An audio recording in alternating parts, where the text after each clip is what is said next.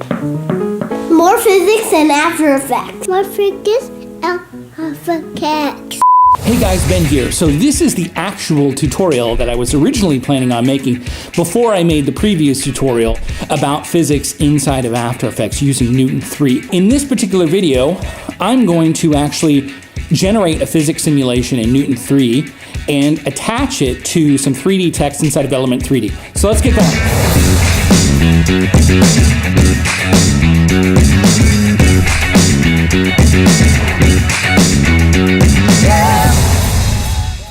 Okay, so here we are in After Effects, and this is what we're going to be creating right here. This is a recreation of a project that I worked on a few years back for a CBS pilot that never got picked up. We needed to create a bunch of title card animations for this particular pilot, and we wanted the text to kind of fall in from the top and bounce on the floor. And because we needed to create about a half a dozen or so, and we didn't have a lot of time to do it, we didn't want to have to hand animate each and every one of these, because we actually created physics simulations for each title card, so they don't all look the same. They look a little different. And so that's what we're going to do. I actually kind of recreated this because obviously I don't have the project files. So we are going to start from scratch and create this little text bounce animation on this floor. So I created this stage inside of Cinema 4D, and I rendered it out in Octane. And this is the stage that we're going to be working with. So the first thing I want to do is I want to create a floor. So I'm going to create a solid, and we're going to rename it floor. And I'm going to take my mask tool and I'm going to mask out the bottom here. Now, what I'm going to do is I'm holding down Shift, so they're going to move the mask around, and I want the top of the mask to kind of be where I want the text to bounce on the floor. So that's what I'm going to do. So that's going to be my floor layer. So now I need my text. I'm going to go ahead and copy the text from the previous project. So I'm going to copy that. I'm going to go here. I'm actually going to get rid of all of the keyframes here as well too, because I don't want to see those. So here's the text. So if we bring the text down here, so this is kind of what the text is. This is kind of what it's going to be. So I can actually go ahead and even kind of position this on kind of where I want to drop it. Actually, I'm not going to do that because I want it to drop in from above. So I'm going to move it up here, and then I'm going to turn the stage layer off, and I'm going to select all of these layers. I don't really need to select all of them. I just do it by habit. I'm going to open Newton. And as Newton opens up here, you'll see when I'm going to bring the play range down to about 120-ish. And when I hit play, everything falls. And obviously that's not what I want to have happen. So I want to take the floor and I want to turn the floor into a static layer. So now when the text bounces, it bounces right on top of the floor. And that's basically the gist of what I need it to do. I'm going to go ahead and tweak a little bit some of the parameters, a couple of the parameters. The first thing I'm going to do is I'm going to increase the bounciness on house to probably about 0.6. We'll double that. So now when we hit play, let's see what happens. It's probably way more bounce than I want to have. So let's just let's see, was it 0.3? So let's make this 0.4. Let's give it just a tad more bounce. There we go. Now that's still a lot more bounce than probably needs to be. The other thing we're going to do is on the I'm going to increase the velocity magnitude because I want it to I'm also going to increase the linear damping because I want the velocity of to be different than the house. I don't want them coming in together. So there we go. That's actually perfect. That's exactly what I want to see. So there's that. The last thing I'm going to do is I'm going to go and I'm going to take these house layers in the text layers I'm going to use convex hull. And the reason I'm going to do that is because I want these to kind of be a box. I don't want to I don't want the mesh, as you can see here. Actually, I can turn the mesh on. Let's see here. Let's turn the mesh on. So there's the mesh. So if I turn the convex hull off, so you'll see right here. So this actually creates a mesh. So we've got holes here. I don't want any. I want just one box. I don't want any of this stuff to get caught up in any of the holes or the separation here. So I'm going to just change those to convex hull. I don't really need to because it's working fine just the way it is, but it's kind of a habit. It does kind of affect how that bounces. So let's actually undo that. Perfect. Actually, that is perfect. That's exactly what I want. And I'm going to change the play range to 150 just in case. And then I don't want to apply this in a new composition. I want to hit enable motion blur, and I'm going to hit render. And this is going to render out. And Newton is going to close here. And there is the physics simulation right there. Perfect. Okay, great. Wonderful. So now let's go ahead and create our element 3D layer. So I'm going to create another solid. We'll call this E3D. I'm going to put on element. And if you're wondering what this is Effects Console from Video Copilot. And it is an invaluable tool that I use all the time. I'm a big fan of keystrokes because I think keystrokes speed up things, and so I love the fact that I can just hit a keystroke and it is there. Now I need to assign the text layers in element 3D. So we'll do in the and then house.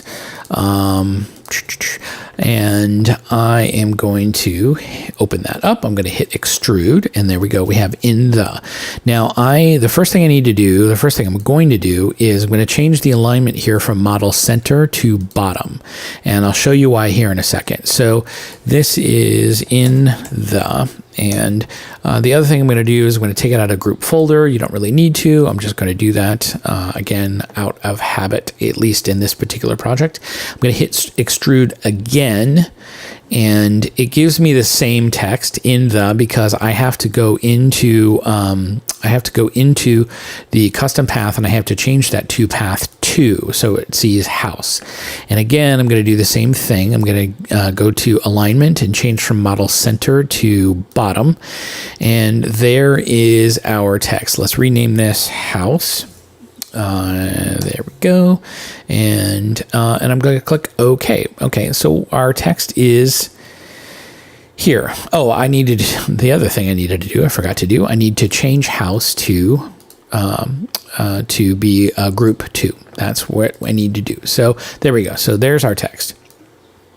Now, as you can see right now, there's some funkiness going on, and I actually did this intentionally because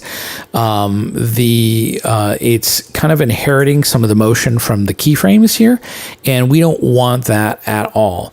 So what I'm going to do is I'm going to duplicate those text layers. I'm going to bring them down to the bottom. Those are going to be the text layers that I'm going to reference inside of element, and I'm going to delete the keyframes so that we don't see them. And I'm going to go up to element 3D. I'm going to go to the custom layers right here.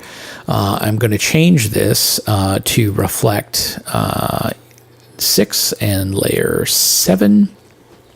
So let's just double check to make sure that that is what happened, and that is. And now, great, the text doesn't move. Perfect. It's exactly what I wanted. So, okay, so now I have that text there. So how do I get that text to match up? Well, you could do it a few different ways, but the first thing I'm going to do is I'm going to create some group nulls. So in the is in group 1. So let's create a group null for in the.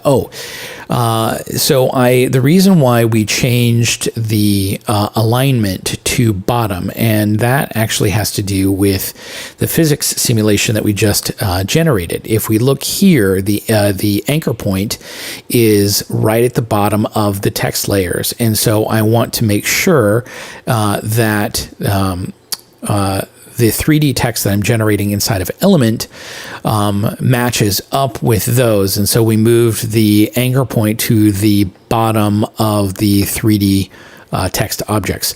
So that was why it was important to change the alignment from model center to the bottom, because otherwise everything would rotate around the center, and we don't want that to happen. You'll see here in a second. So I'm going to go back to my element layer. I'm going to go to group 2, and I'm going to create a null for group 2. So we could probably just rename these if you wanted to and then let's go down to this one. Let's name this house. Okay.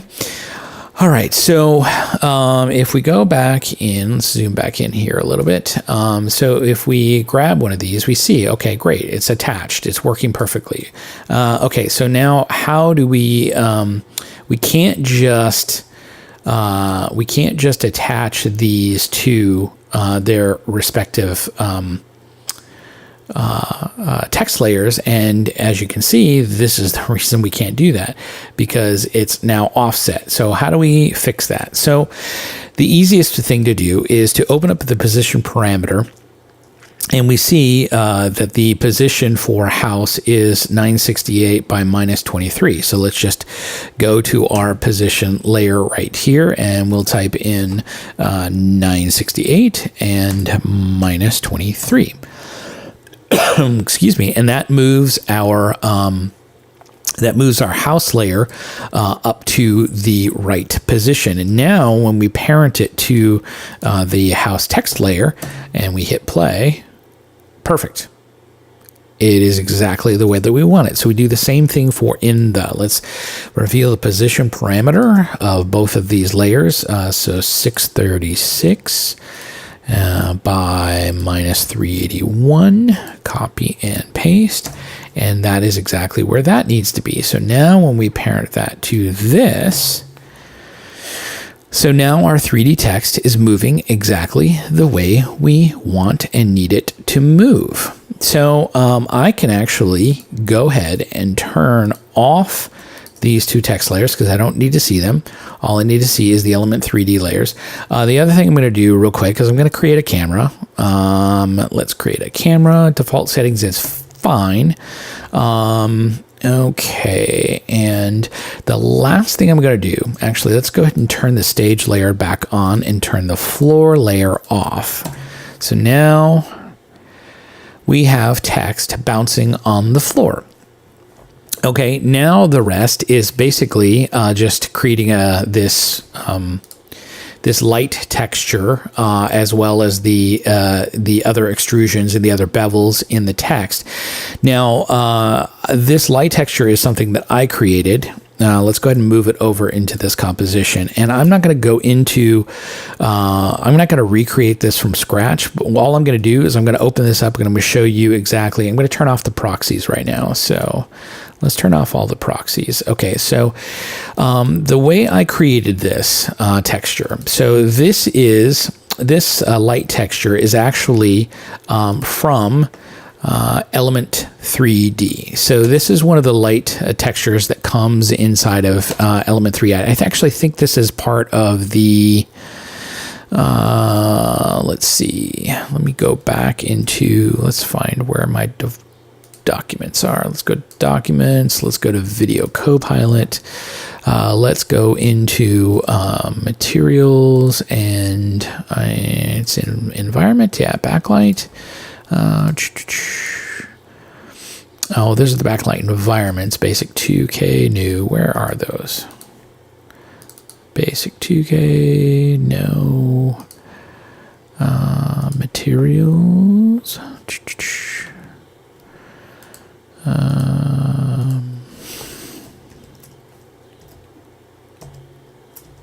backlight. Here we are. They're in the model section. So these are the light arrays. So this is the 2K light array. This is the 10 by 2. So here is the 10 by 2 light array. This is the texture map that I just used. Oops, excuse me. This is the texture map that I used. So I basically pulled that in, and then let's get these out of the way. I pulled that in, I duplicated it a few times, more than a few times, 4 times, and I laid it out like this. Now, on top of that, I have an adjustment layer that's got a little bit of a matte choker on it and a curves adjustment to kind of make that pop a little bit. And then on top of that, so I have this fractal layer.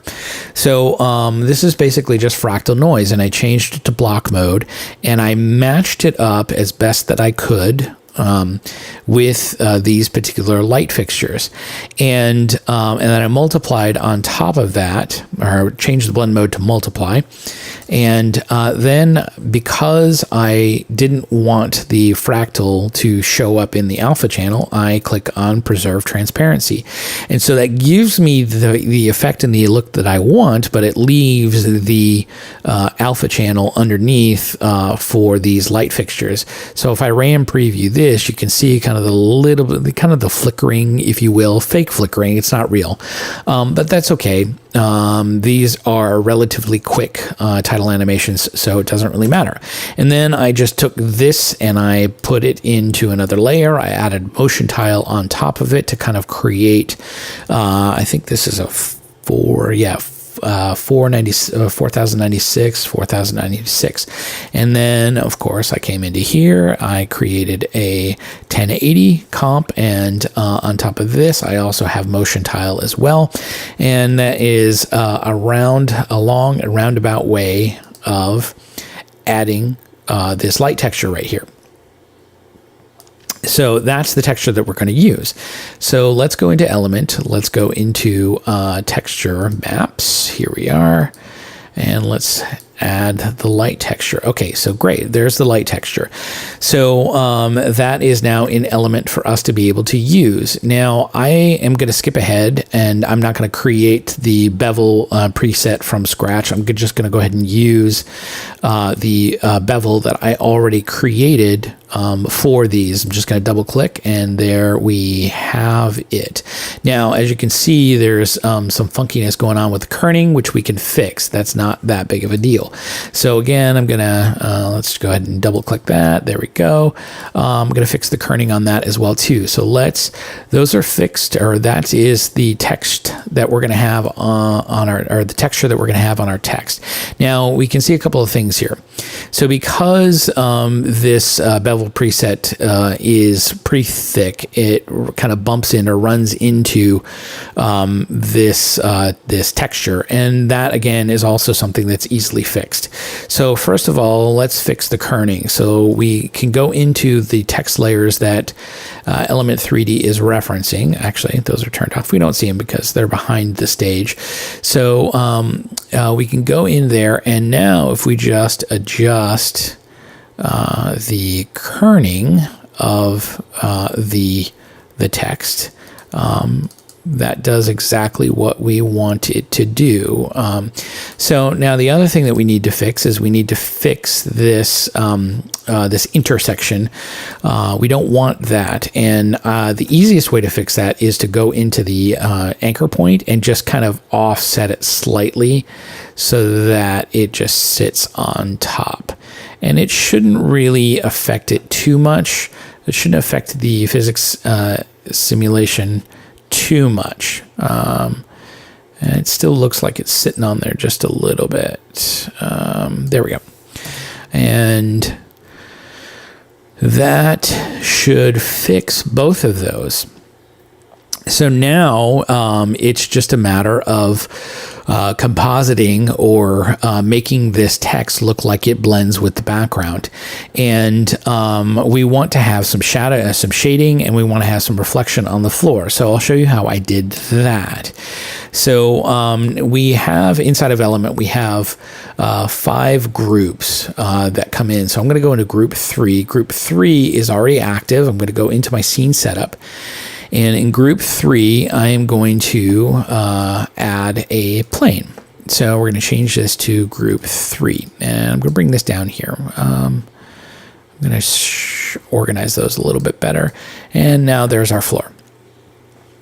So I am going to let's scale this up, and we'll go out of that, and we don't see anything. And the reason we don't see anything is because the floor, we're literally looking at the edge of the plane, and because there's no geometry, there's no thickness to that particular plane, it looks invisible. So let's go down to, let's twirl down the particle replicator, and let's bring the Y position down to kind of right below where this text is, and so that is our floor. Okay, so Ben, why don't we see anything? Well, we still have some work to do. So that's our floor. So let's go back into the scene setup, and let's scale that floor up a little bit more. We're also going to increase it on the X. So now when we see that, oh, the other thing I want to do too is I want it to go to the edge there. So let's go to the edge. Let's increase this a little bit more.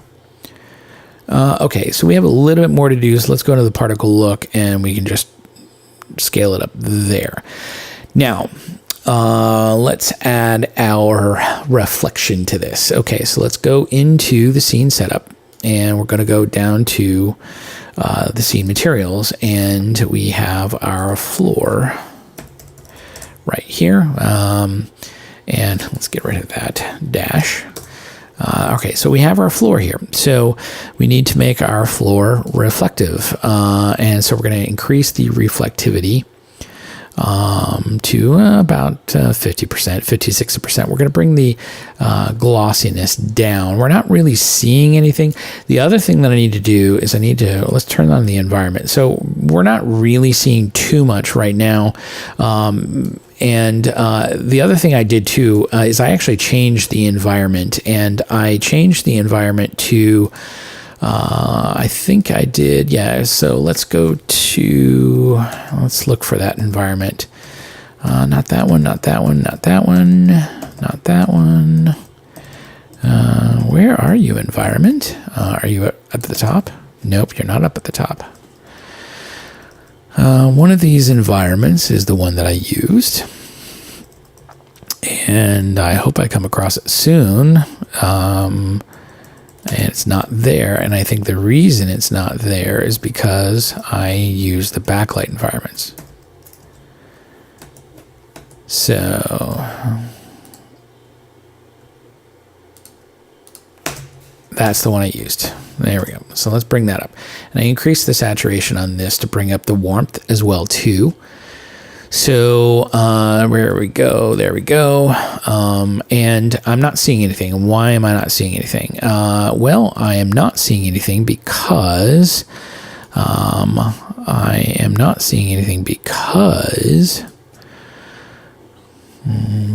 seeing anything? See, I'm not seeing anything because I need to turn the reflectivity to mirror surface. Why is that not showing up?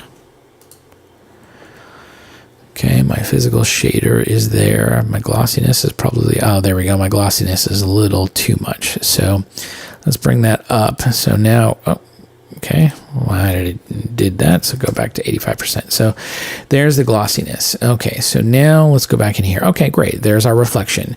That's exactly what we want to see. And if you go back into scene setup and you go to this material and you click on the advanced tab, you have matte shadow and matte reflection. So right now all we have is the reflection here. So let's just click on that and see what that does. So, all right, there we go. Okay, it gives us our reflection. It gives us the exact thing that we are looking for. Now, a couple of things.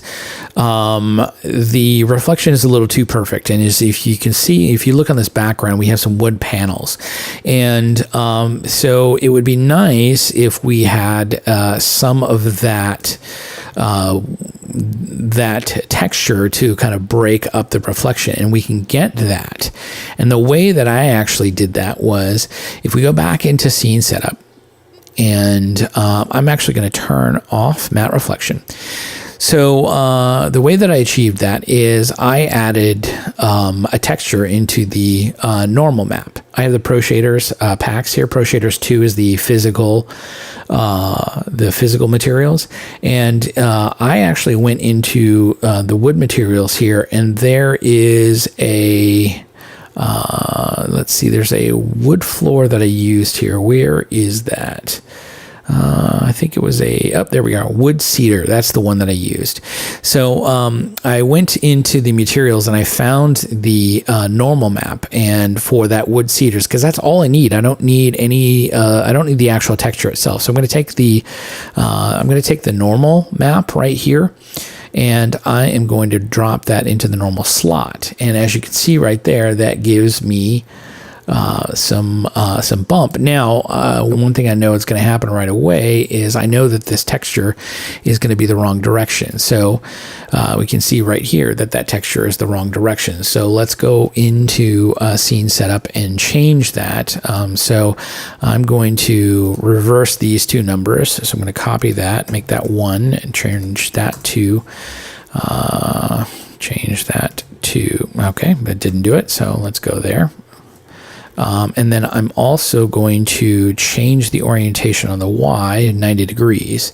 So that's going to give me that texture the right way that I want it. Now, the other thing that we're seeing here too, and it's not really that big of a deal because we're not really, the animation is not going to be on screen long enough for us to be able to recognize it, but the texture pattern is different on this, obviously, than it is on the stage render that we created. And you can fix that or you can change that, I should say, by going into the UV repeat, and we can kind of scale this up or down, however you want to look at it. Let's do that. And that actually probably is looking a little, that's a lot closer to what we have. So let's go back into scene setup. We're going to go to that material. We're going to click on advance, and we are going to hit matte reflection. And that looks really close to kind of what we want. Now, the one thing I'm going to do is I'm actually going to go back into this, and I'm going to go into the texture slot here, and I'm going to bring down the intensity of the normal map. I'm going to bring it down to probably about 50%. I might bring it down a little bit more than that because I just want it to break up the reflection just a little bit. So let's, wrong one. Let's bring that down just a little bit, about 30. Let's do about 30. So there we go. So now something else here is that the reflection is going all the way to the edge, and the render for the stage actually ends right there. Now, the easiest way to fix that is to create a matte. So let's create a matte. Let's get the mask tool, and we will go here, and let's line this up to the edge of the floor right there, and then we want to let's get our switches here, and let's do alpha invert, and so that masks up the bottom, and now we can feather the edge to kind of get we can get that soft edge right there, that soft fall up, so it doesn't look too stark. So okay, so there's our reflection. Now what about our shading?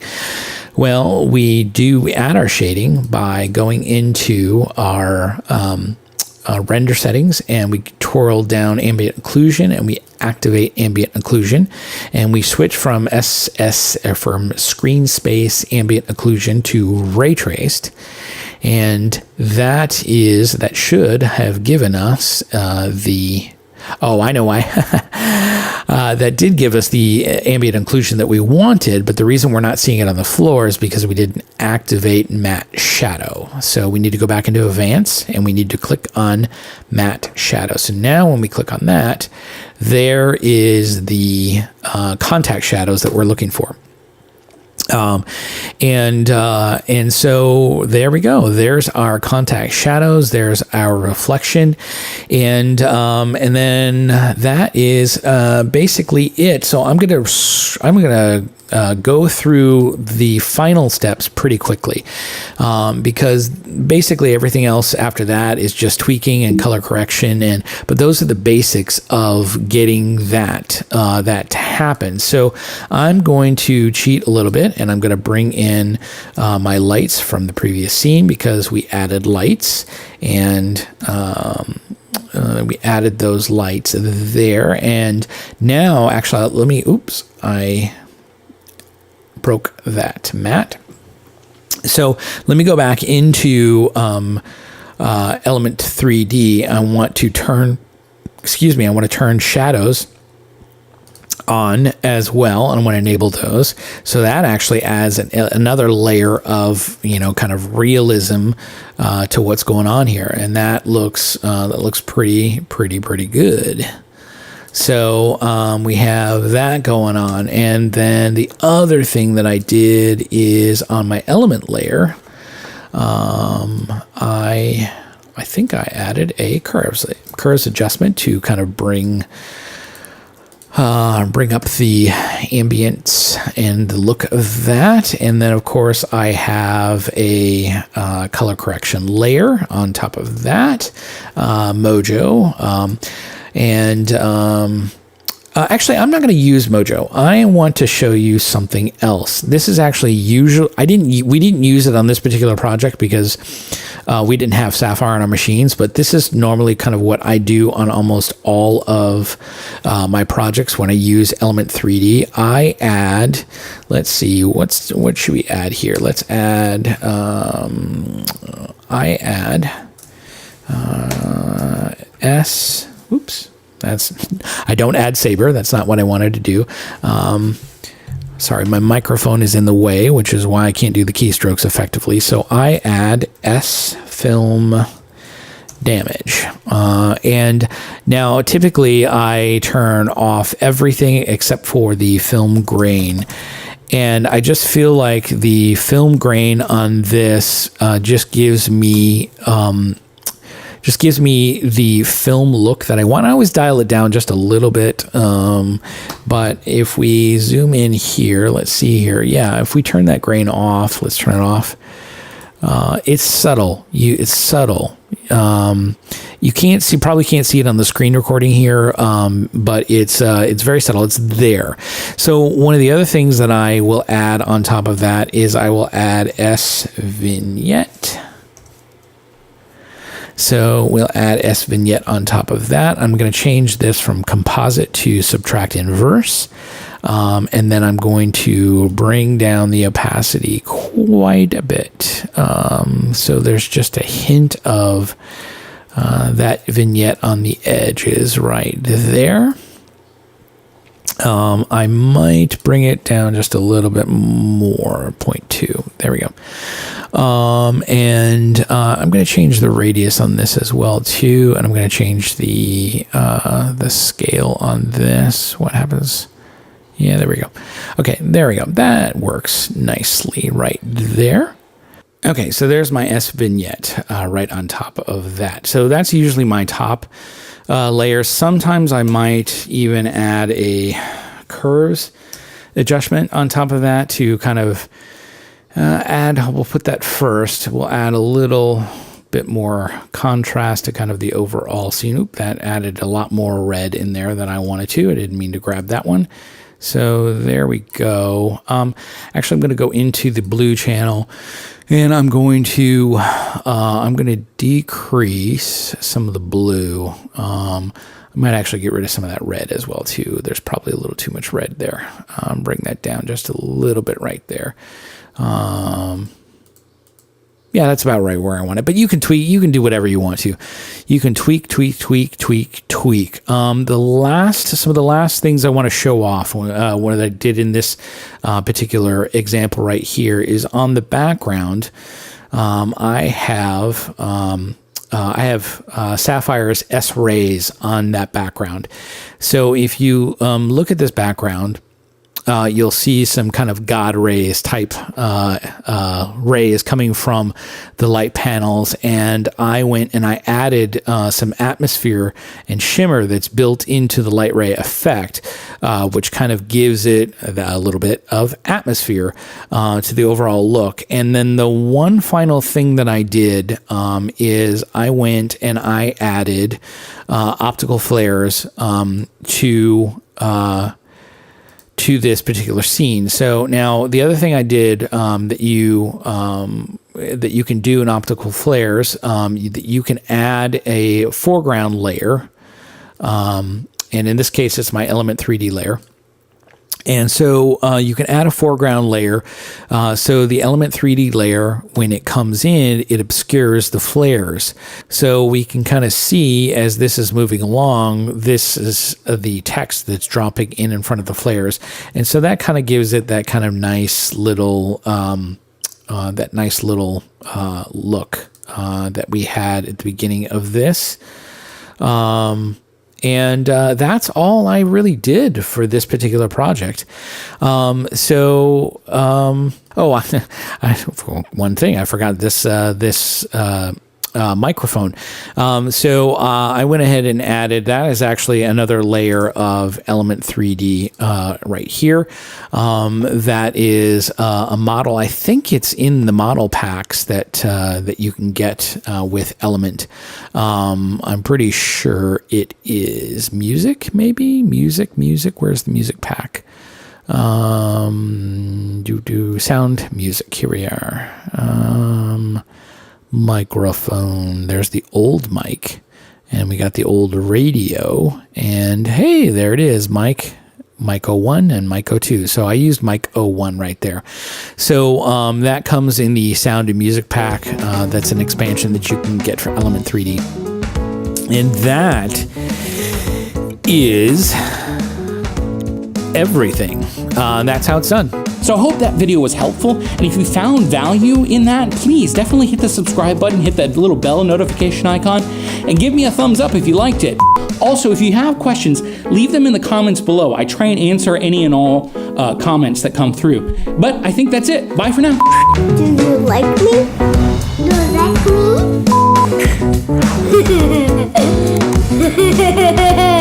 Exactly with your chin on the bell.